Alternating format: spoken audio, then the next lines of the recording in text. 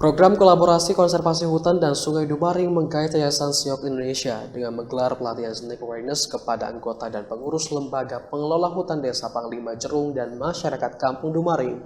Dalam pelatihan ini, warga diberi pemahaman terkait tata cara menangani ular agar tidak mengancam keselamatan jiwa.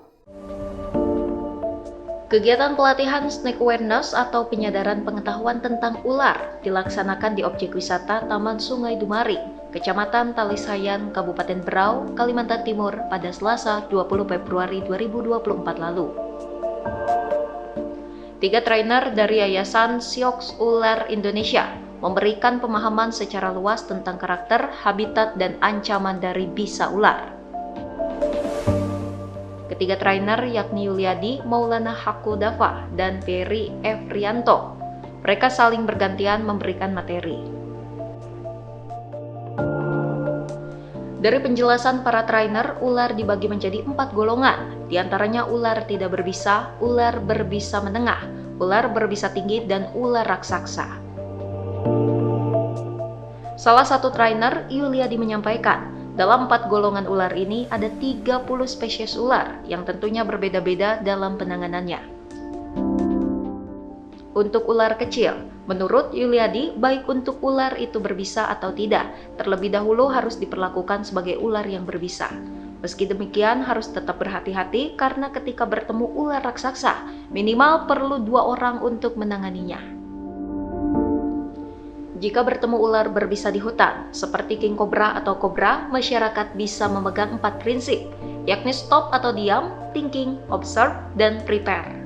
Yang dimaksud diam tujuannya adalah tidak melakukan langkah apapun, lebih kepada mengamati. Tujuannya masuk pada kategori thinking atau berpikir, agar mengidentifikasi apakah ular yang dihadapi tersebut masuk kategori ular berbisa atau tidak. Selanjutnya observe, melihat area sekitar serta mencari tempat perlindungan. Langkah terakhir adalah prepare atau persiapan, misalnya jika menemukan ular dan menghalangi jalan lintas, kita harus memilih jalan alternatif untuk menghindari ular tersebut.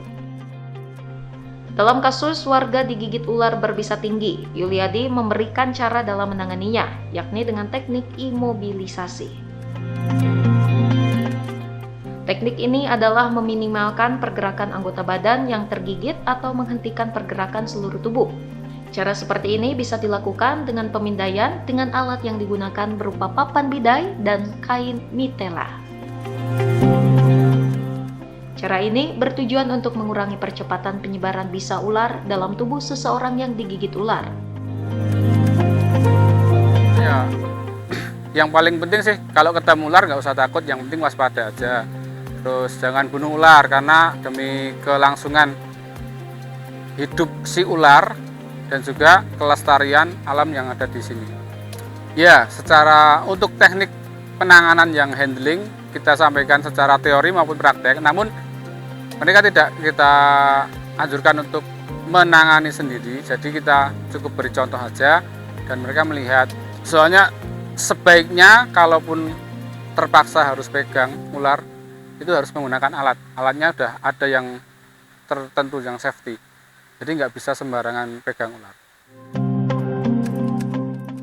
Dalam pelatihan ini, cara pemateri kemudian mensimulasikan cara-cara yang telah dipaparkan kepada warga, yakni dengan mengeluarkan beberapa jenis ular.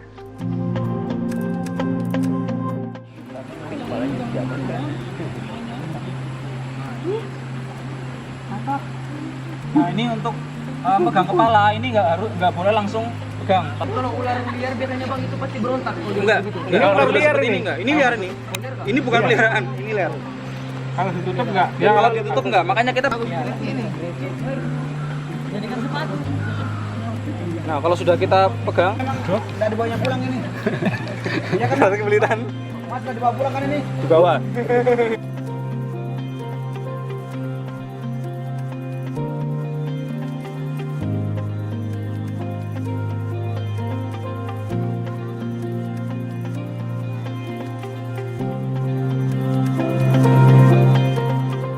Disampaikan Koordinator Program Kolaborasi Konservasi Hutan dan Sungai Dumaring, Nanda Mulyana, anggota LPHD dalam menjalankan tugas patroli hutan desa. harus menyelusuri areal hutan yang luasnya mencapai 5.141 hektar. Areal ini menjadi bagian yang harus diawasi oleh para pengelola program kolaborasi konservasi hutan dan sungai agar ekosistem dan kelestariannya terjaga.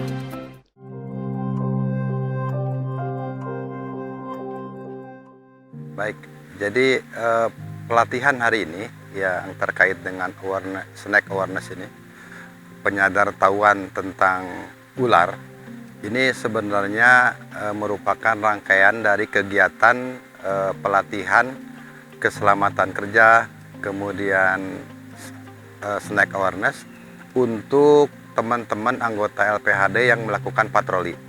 Nah, sebagaimana kita ketahui bahwa kita mengelola perhutanan sosial, hutan desa Dumaring itu luasnya 5.141 hektar. Nah, untuk menjaga areal ini tetap bisa dipertahankan dari sisi konservasi, kemudian dari sisi keamanannya, itu diperlukan patroli yang rutin. Ya. Nah, di mana patroli-patroli ini dilakukan oleh anggota dan pengurus LPHD secara rutin bersama stakeholder lain, di mana dibutuhkan pengetahuan terkait dengan keamanan bekerja, kemudian juga terkait dengan risiko-risiko yang dihadapi kemungkinan bertemunya dengan satwa liar yang bisa mengakibatkan atau berisiko terjadi kecelakaan. Nah, maka dipandang perlu untuk dilakukan pelatihan ini. Nah, kita melihat bahwa salah satu risiko yang dihadapi oleh teman-teman ketika melakukan patroli itu, karena di areal hutan desa kita itu merupakan juga tempat berkembang biaknya satwa-satwa liar, terutama ular. Nah, kita memandang perlu untuk dilakukan secara spesifik bagaimana menghadapi kemungkinan terjadinya konflik manusia dengan satwa, terutama ular. Pelatihan snake awareness ini dilaksanakan dari adanya kasus warga Dumaring yang juga anggota KUPS yang kerap dihadapkan dengan insiden dipatuk ular berbisa. Beruntungnya korban berhasil tertolong karena kesiapsiagaan para pengelola program dengan segera membawa korban ke puskesmas terdekat. Kasus ini menurut Nandang menjadi catatan sehingga pentingnya dilakukan pelatihan untuk meningkatkan pengetahuan dan kemampuan warga saat menghadapi potensi ancaman ular berbisa. Dari Dumaring, Berau, Kalimantan Timur, Sony Herdiawan melaporkan.